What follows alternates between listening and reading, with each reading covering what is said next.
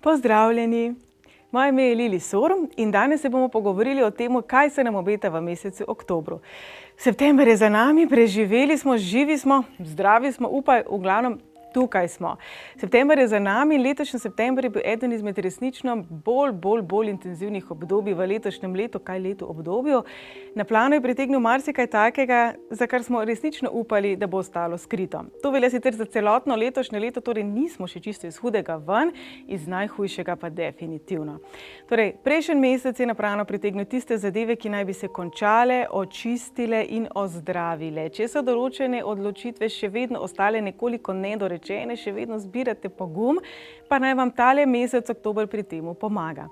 Število 10 namreč simbolizira res.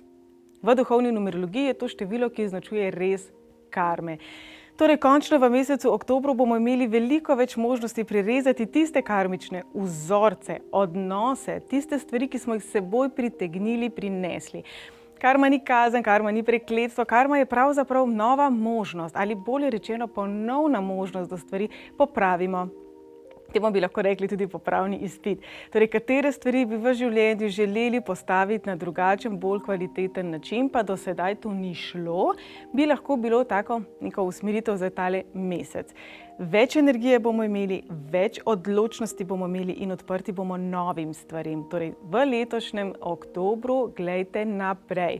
Naj vas zanima napredek, naj vas zanima preboj, naj vas zanima korak naprej. Preteklost naj bo zgolj učiteljica. Preteklost naj bodo zgolj spomini. Določene stvari 20, 30, 60, 100 let nazaj danes ne pogrevamo na enak način kot tiste stvari, ki so se dogajale, pa še septembra. Torej, kako lahko čim prej tiste stvari, katerim ni mesta v prihodnosti, pustite v preteklosti. Tega nas uči število 10, kako lahko čim bolj sledimo sebi, svojemu potencialu in ga izrazimo. Nič simbolizira vse ali nič, torej ves ta potencial, ki je znotraj vas, kako mu lahko pomagate na plano na čim bolj lep in primeren način. Torej, naj vas meseca oktobra ne bo strah, ne bo več preteklost za vami na grd način prišla, če se je to zgodilo v mesecu septembru. Definitivno pa še nismo zaključili s karmičnim letom, torej ne se veseliti prehitro, hoditi naprej, poslušati sebe, biti samostojni in biti unikatni. In tisti, ki mislite, da že dalj časa, veste, da imamo tudi delo za dušo. V tem mesecu se vprašajte, kako se lahko postavite za tiste, ki se sami težko branijo.